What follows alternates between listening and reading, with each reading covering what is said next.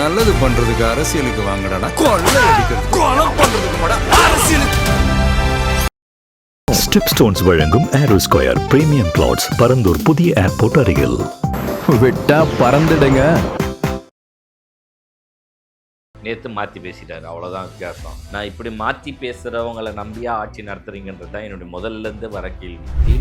திமுக கூட்டணியே அமைக்கக்கூடாது வன்னியரசு கேட்டதை நானும் கேட்குறேன். திமுக கூட்டணியில் இருக்க கட்சி தாவைக்காவுக்கு ஆதரவு கொடுக்கலாம் அப்படின்னா அதிமுக சேரது தப்பில்லை. திமுக சேருமா அப்படின்னா சேரத்துக்குன்றது கட்டாயம், அரசியல் கட்டாயமாக நான் பார்க்கப்படுது. டிவிக்கு முதலமைச்சர் விஜய் அவர்கள் ரைட் ஸ்டாண்ட் எடுக்கல. ரைட் ஸ்டாண்ட் எடுக்கலன்னா என்னன்னா, ரைட் ஸ்டாண்ட் ஓட்ஸ் தான் அதிகமாக விழுந்திருக்கு, ஆனால் அவர் லெஃப்ட் ஸ்டாண்ட்லேயே தான் இருக்காரு.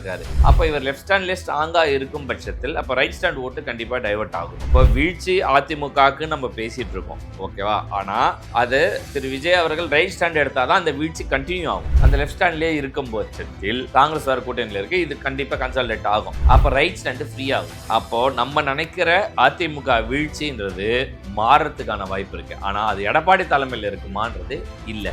அதிமுக எடப்பாடி தலைமையில் இருக்கும் வரை இது வீழ்ச்சியை நோக்கி சென்று கொண்டே இருக்கு. அவர் தொடர்ந்து தெரிய வேண்டியவர் கட்சியில். அவர் இருந்தார்னா அடுத்த தேர்தலில் திமுக கூட்டணியில தான் போய் இருப்பார். அவ்வளவுதான் வச்சு. ஏன் ஏற்கனவே கூட்டணி பேசிட்டவர் தானே. சரி, டிவிகே விஜய் அவருக்கு ஓட்டு போட்டவங்க எந்த எதிர்பார்ப்பும் இல்லை, எந்த உங்க கொள்கைக்கும் கிடையாது, எந்த உங்க கோட்பாடுக்கும் கிடையாது, எந்த ஒரு நீங்க கொடுத்த இலவசங்களோ அறிவிப்புகளுக்கோ கிடையாது. மாற்றம்ன்ற ஒரே ஒரு காரணத்துக்காக மட்டும்தான் நமக்கு போட்டிருக்காங்க. ஓடி விளையாடு ஓய்ந்திருக்கலாகாது. அதுக்கு தான் சூப்பர் சரவணா ஸ்டோர்ஸ்ல சம்மருக்கு ஆடைகள் வாங்கும் போது அவுட்டோர் கேம்ஸ் ஃப்ரீ. ஓடு ஆடு விளையாடு. சூப்பர் சரவணா ஸ்டோர்ஸ் சம்மா கோடையை கொண்டாடலாம்.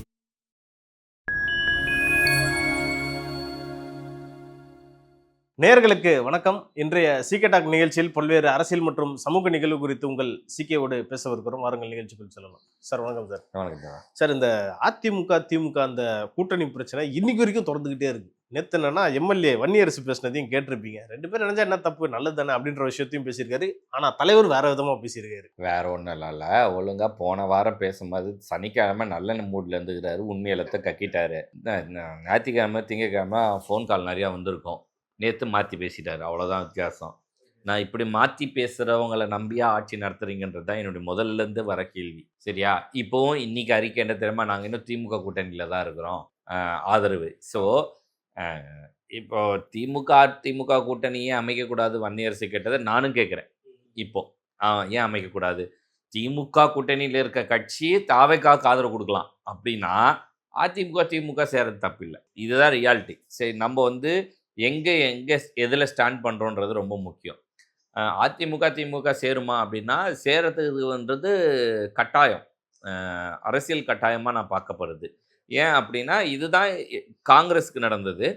காங்கிரஸ் திமுக கூட்டணியில் இணைஞ்சது, அதிமுக கூட்டணியில் இணைஞ்சது. அதே போல் அதிமுகக்கான நிலைமை அப்படி போகிறதுக்கான வாய்ப்பு இருக்குது. காலச்சூழல் அது இப்போ திமுகவில் நிலைநிறுத்துறதுக்கான வாய்ப்பா அப்படின்னு இங்கே நான் பார்க்கறது ரெண்டு டிஃப்ரெண்ட் ஸ்டாண்டில் நான் பார்க்குறேன். இப்போது டிவிக்கே முதலமைச்சர் விஜய் அவர்கள் ரைட் ஸ்டாண்ட் எடுக்கலை அப்படின்றது நான் பார்க்குற வரைக்கும் எனக்கு புரிகிற விஷயம். ரைட் ஸ்டாண்ட் எடுக்கலைன்னா என்னென்னா, ரைட் ஸ்டாண்ட் ஓட்ஸ் தான் அதிகமாக விழுந்திருக்கு, ஆனால் அவர் லெஃப்ட் ஸ்டாண்ட்லேயே தான் இருக்கார். அப்போ இவர் லெஃப்ட் ஸ்டாண்ட்லேயே ஸ்ட்ராங்காக இருக்கும் பட்சத்தில் அப்போ ரைட் ஸ்டாண்ட் ஓட்டு கண்டிப்பாக டைவர்ட் ஆகணும் ஒன்று. ஆனால் டைவர்ட் ஆகுதுன்ற ஒரு பாயிண்ட் நான் சொன்னேன் ஏற்கனவே, 5-10% போகுன்றோம் இல்லையா? அதே மாதிரி லெஃப்ட் ஸ்டாண்ட்லேயே நிற்கும் போது அதுக்கு ஒரு 5-10% இங்கே ஏறும். இதையும் நம்ம போன இதில் பதிவு பண்ணோம். அது திமுகலேருந்து போகுதுன்னு வச்சுக்கலாம். இப்படி போனால் அப்போ ரைட் இடத்த யார் ஃபில் பண்ணுவா? இப்போ வீழ்ச்சி அதிமுகவுக்கு நம்ம பேசிகிட்டு இருக்கோம், ஓகேவா? ஆனால் அது திரு விஜய் அவர்கள் ரைட் ஸ்டாண்ட் எடுத்தால் தான் அந்த வீழ்ச்சி கண்டினியூ ஆகும். அதிமுகவை நம்ம கபோலிகரம் பண்ணுறதோ பண்ணுறதோ பண்ணணும்னா நம்ம அந்த ஸ்டாண்ட் எடுக்கணும். நம்ம அந்த ஸ்டாண்டே எடுக்கல. நம்ம எடுக்கிற ஸ்டாண்டெல்லாம் லெஃப்ட் ஸ்டாண்டு. மேஜராக 90% கிறிஸ்தவர் ஓட்டுகள் வாங்கியிருக்காரு. Yes, correct. ஆனால் கிறிஸ்தவர்கள் யாரும் இந்த மத சார்பு இந்த பேட்டர்னுக்குள்ளே வரமாட்டாங்க. என்னுடைய ஒப்பீனியன் நான் சொல்கிறேன். இஸ்லாமியர்கள் எதிர்க்கிற அளவுக்கு பிஜேபி கிறிஸ்தவர்கள் எதிர்க்க மாட்டாங்க. ரியாலிட்டி. ஏன் அப்படின்னா அவங்க டெவலப்மெண்ட்டுக்கும் முக்கியத்துவம் கொடுக்குறவங்களா இருப்பாங்க. ஸோ இது ஒரு ஸ்டாண்டு. உங்களுக்கு இஸ்லாமியர் ஓட்டு மொத்தமாக விழுந்திருக்கானா? இல்லை, ஒரு 30% தான் விழுந்திருக்கு. இஸ்லாமியர்கள், அதாவது கிறிஸ்தவர்கள் பாஜகவை புறக்கணிக்கலைன்னா ஏன் சார் 3% கீழே வந்திருக்கணும்? எது இல்ல நீங்க சொல்றீங்கல்ல கிறிஸ்தவர்கள் முழுமையா பாஜக வந்து புறக்கணிக்க மாட்டாங்கன்னு சொல்றீங்க. சரி இங்கே விஜய் ஃபேக்டர் பெருசாக பேசப்படுது. நீங்கள் அங்கே அண்ணாமலை ஃபேக்டர் வருதோ இல்லை வேற ஒரு காமன் லீடர் வர்றதுக்கோ அது டிஃபரன்ஷியேட். இங்கே பேசுறது விஜய் ஃபேக்டர் பார்க்கும்போது எனக்கு கன்சால்டேட் ஆகிறதுக்கான ஒரு லீடர் இருக்குது. என் சமுதாயத்துலேருந்து ஒருத்தர் இருக்காரு. அப்போ நான் கூட இப்போ எடப்பாடிக்கு ஏன் கொங்கு பெல்ட்டில் எல்லாரும் ஓட்டு போட்டாங்க? என் சமுதாயத்துலேருந்து ஒரு முதலமைச்சராக இருக்காரு, அதனால் நம்ம ஆதரிக்கணும்னு அந்த ஏரியாவில் மட்டும் ஓட்டு போனோம், மற்ற ஏரியாவில் ஏன் ஓட்டு போடல? அந்த மாதிரி விஜய் அவருக்கு கிறிஸ்தவ சமுதாயத்தில் இருந்தானா ஓட்டு, அவங்க சேஞ்சஸ்க்கான ஓட்டானா இல்லை. நான் அது ரொம்ப கிளியராக சொல்கிறேன். ஆனால் இஸ்லாமியரில் வந்து ஒரு 30% போட்டிருக்காங்கன்னா அது இளைஞர்கள் எல்லாம் கொஞ்சம் டைவர்ட் ஆகி போட்டிருக்காங்க, அவ்வளோதான். மற்றபடி சீனியர்ஸ் யாருமே ஓட்டு மாற்றி போடல. அது எல்லாமே திமுகவுக்கு விழுந்திருக்கு. இந்த ஓட்டை திருப்பி இவர் கன்சால்டேட் பண்ணுறாருன்னு எடுத்துக்கோங்க. அந்த 10% எடுக்கணும், அந்த 5% எடுக்கணும்னு நினைக்கிறதுக்கு தான் இவர் லெஃப்ட் ஸ்டாண்ட்லேயே நிற்கிறாருன்னு வச்சுப்போம். அந்த லெஃப்ட் ஸ்டாண்ட்லேயே இருக்கும் பட்சத்தில் காங்கிரஸ் வேறு கூட்டணியில் இருக்குது, இது கண்டிப்பாக கன்சால்டேட் ஆகும். அப்போ ரைட் ஸ்டாண்டு ஃப்ரீ ஆகுது. அப்போது நம்ம நினைக்கிற அதிமுக வீழ்ச்சின்றது மாறுறதுக்கான வாய்ப்பு இருக்குது. ஆனால் அது எடப்பாடி தலைமையில் இருக்குமான்றது இல்லை. புது லீடரும் வர வாய்ப்பு இருக்குது. அந்த புது லீடர் ரைட் ஸ்டாண்டில் இருக்கும்போது இது கன்சால்டேட் ஆகி வரும். ஓகே, மேபி வந்து Edappadi by chance by luck Edappadi phoenix பறவை மாதிரி மறுபடியும் ஐயோ டெவலப் ஆகி ஒரு ஃபீனிக்ஸ் அது ஜாதி முத்திரை குத்தப்பட்ட ஒரு பறவை, புரியுதா? அதுக்கு மேலே அந்த பறவைக்கு வேலை இல்லை. நீ காமன் லீடராக பார்க்கப்படும். நீ இன்றைக்கும் ஓட்டு அந்த பக்கம் அதிகமாக போட்டு ஒன்று ஏற்றிருக்கானே தவிர மற்ற எல்லா இடத்துலையும் டவுன். எத்தனை இடத்துல 3வது இடம் போயிருக்கு, எத்தனை இடத்துல 4வது இடம் போயிருக்கு, இதெல்லாம் கணக்கில் பார்க்கணும் இல்லை? எத்தனை இடத்துல டெபாசிட் இழந்திருக்கு, இதெல்லாம் நம்ம பார்க்கணும்ல.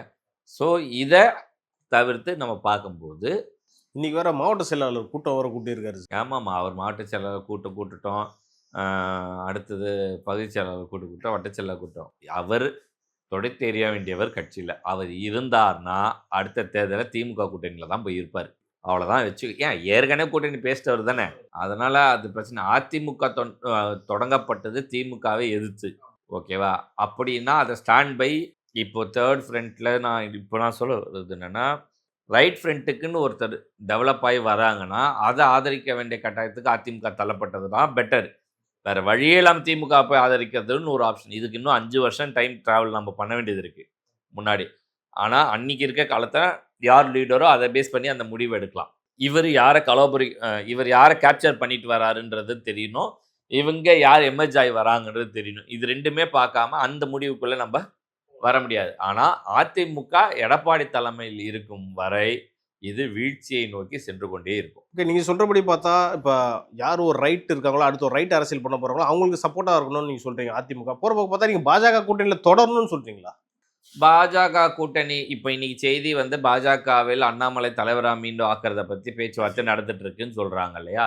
என்னுடைய கருத்து பாஜகவில் அண்ணாமலை இன்றி தனியாக கட்சி தொடங்க வேண்டும் அப்படின்றது என்னுடைய கருத்து. நாளைக்கு அதில் அலைன்ஸ் வரும்போது பிஜேபி எம்பி எலெக்ஷன் வரும்போது பிஜேபி அலைன்ஸ் வைக்கணுமா வைக்கட்டாம், அதிமுக அலைன்ஸ் வைக்கலாம். ஆனால் என்னுடைய personal BJP is a strong. அங்கே இருந்து கூட அவர் எமேஜ் பண்ணி காமிச்சிருக்காரு.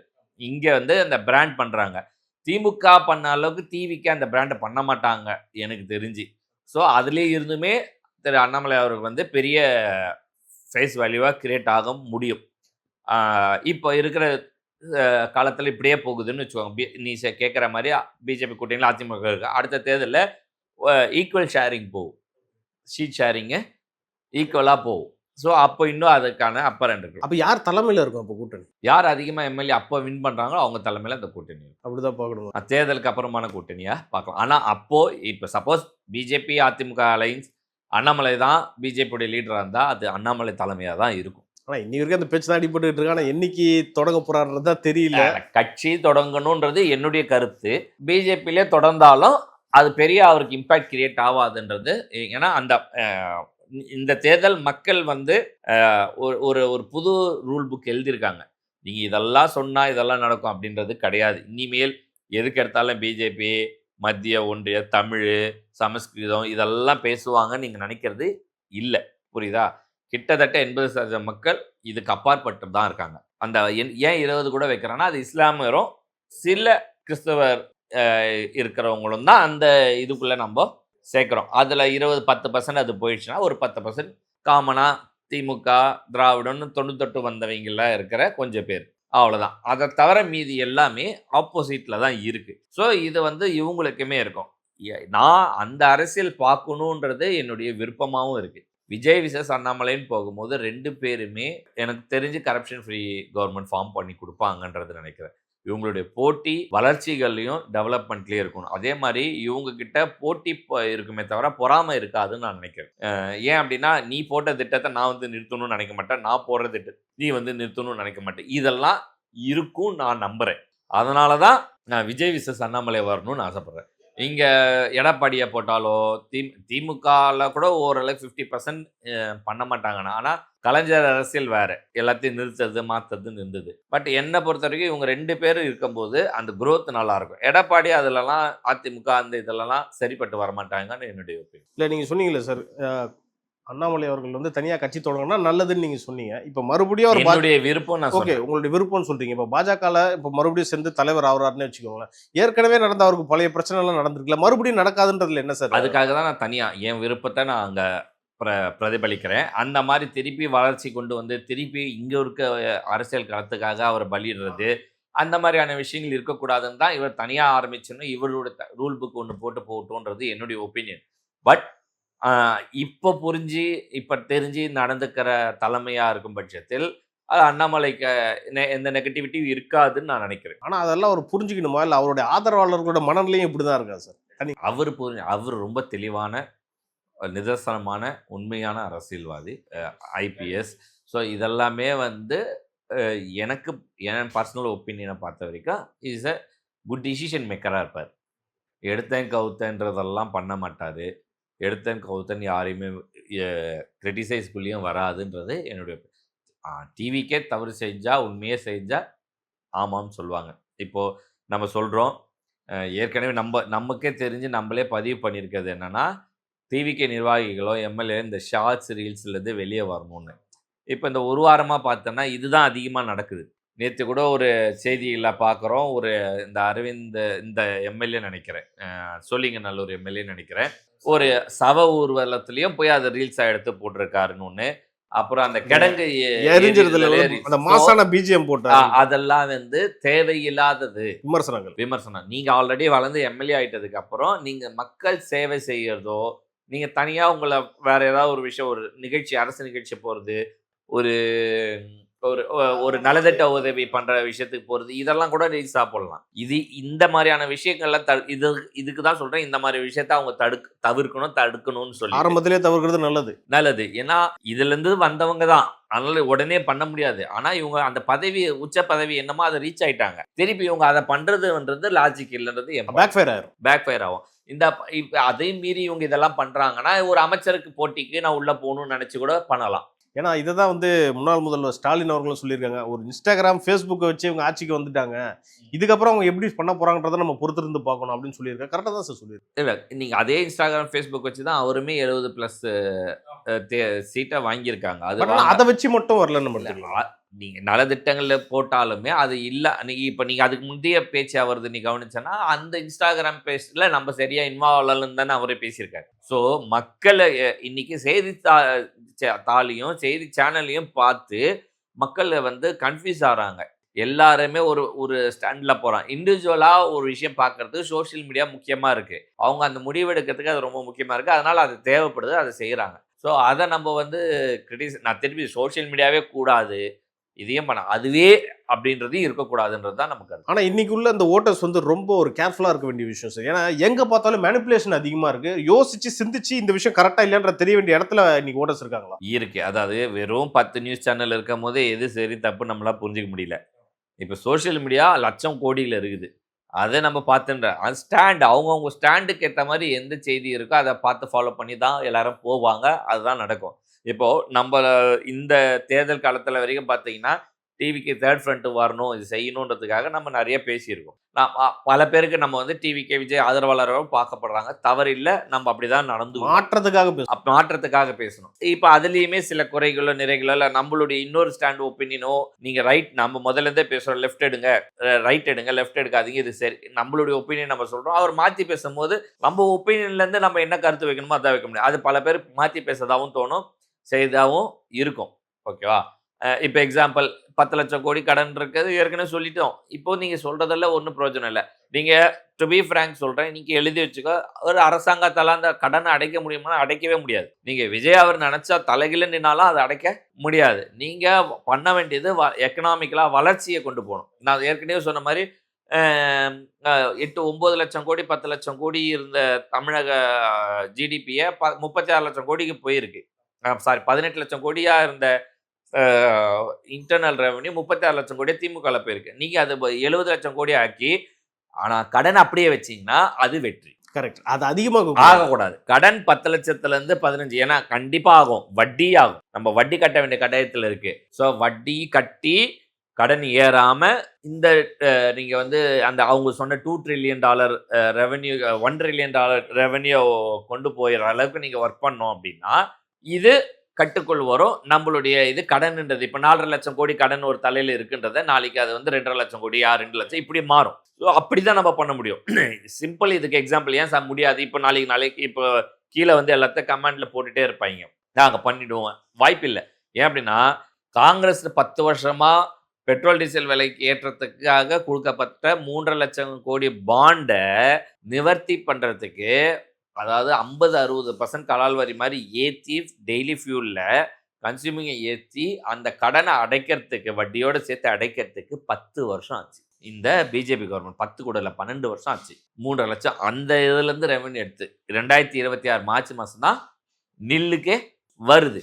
ஸோ அதுவும் நான் உங்ககிட்ட வரி அதிகமாக வாங்குறேன், உங்ககிட்ட பேச்சு வாங்கி ஏச்சு வாங்கி நீங்கள் அதெல்லாம் எதிர்கட்சிகளாக அரசியலாக்கி பண்ணி அனானப்பட்ட மத்திய அரசினுடைய பட்ஜெட் வேல்யூ என்ன, நம்மளுடைய இந்திய எக்கனாமி $4 trillion, இவ்வளோ வேல்யூ இருக்கிற நம்மனாலேயே அந்த 3.5 லட்சம் கோடி அடைக்கிறதுக்கு இத்தனை காலங்கள் ஆகுது. ஸோ தமிழ்நாடு இதை பண்ணணும்னா இன்னைக்கு நினச்சி நாளைக்கு நடந்துருமானாலாம் வாய்ப்பு இல்லை. ஸோ இதுக்கு காலங்கள் எடுக்கும். நம்ம வளர்ச்சிக்கான திட்டங்களாக போகணும். இப்போ எக்ஸாம்பிள் துணைநகரத்துக்கு பேச்சுவார்த்தை நடத்துறாரு, இண்டஸ்ட்ரியல் எல்லாம் சந்திக்கிறாரு. ஆனால் அங்கே ஒரு இண்டஸ்ட்ரியல் அமைச்சர் இல்லை, செயலர் இல்லை, இல்லாமலே சந்திக்கிறாரு. ஸோ அட்லீஸ்ட் அமைச்சர் வந்து அவங்க ஊரில் கூட்டம் போட்டுட்டு இருக்காங்க, கலெக்டர் ஆஃபீஸ் ஊருக்கு சொந்த ஊர் போயிருக்காங்க போல. இங்கே அட்லீஸ்ட் செயலர் வச்சாது ஒரு அந்த மீட்டிங் நடத்தணும்.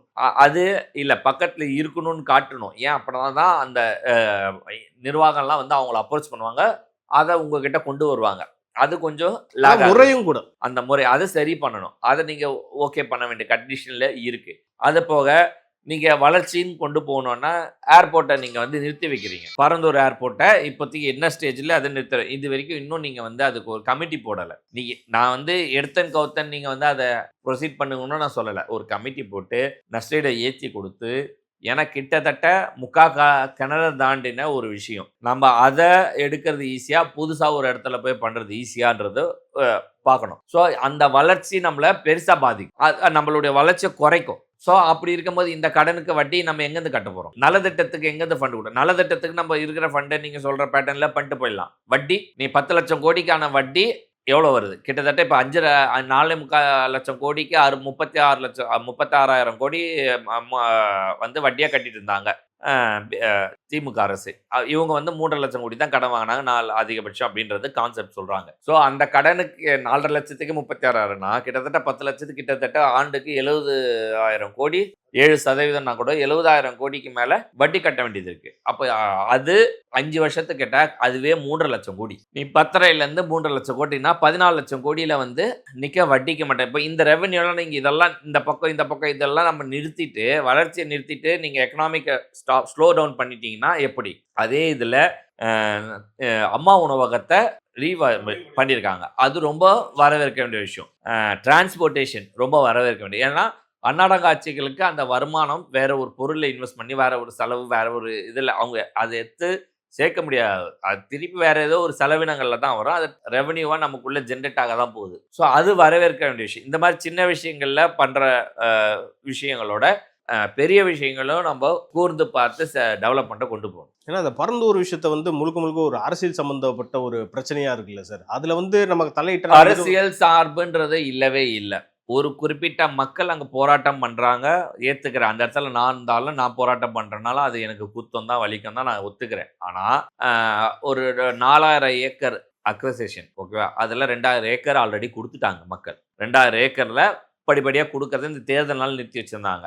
ஸோ இதில் மிஞ்சி போனால் 1000 ஏக்கர்லேருந்து 1500 ஏக்கருக்கு எத்தனை ஓனர் இருப்பான்? 1000 பேர் இருப்பானா? 1500 பேர் இருப்பாங்களா? இவங்களுக்கான ரெமிடி என்ன? அதில் எத்தனை பேர் போராட்டம் பண்ணாங்க? 500 பேரா, 600 பேரா, 400 பேரா? புரியுதா? இதை எப்படி இதுதான் நம்ம பார்க்க வேண்டிய கட்டாயத்தில் இருக்கும். அது ஒட்டு மொத்தத்தையுமே அதுக்காக நீ பிளாக் பண்ணுறது அரசியலாக்கப்பட்டது. அன்னைக்கு சீமான் அங்கே ஒரு தடவை போயிட்டு வந்தார், போன தேர்தல் எம்பி தேர்தல் அப்போ அந்த போராட்டத்துக்கு போனார். அதை யாரும் மேற்கோள் காட்டி இந்த தடவை இவர் போராட்டத்துக்கு அங்கே போக வச்சுட்டாங்க. இப்போ போனது இவர் ஒருத்தர் தான், அந்த போராட்டம் ஒண்ணுதான்றதுனால அதை வந்து ஸ்டாண்ட் பைக்கு போயிடுச்சு. அதை நான் அரசியலாக பார்க்க வேண்டாம். நம்ம தவறு செஞ்சு நம்மள திருத்திக்கிறது நம்ம தயாராக தானே இருக்கோம். நம்ம இப்போ நீங்கள் ஒரு நிர்வாகி அறிவிக்கிறீங்க, எதிர்ப்பு வந்தோடனே நீங்கள் மாற்றிக்கிறீங்களே, அந்த மாதிரி நீங்கள் அன்னைக்கு அறிவிச்சிங்க. இது வளர்ச்சி தடையாக இருக்குன்னும் போது இதை மாற்றிக்கோங்க.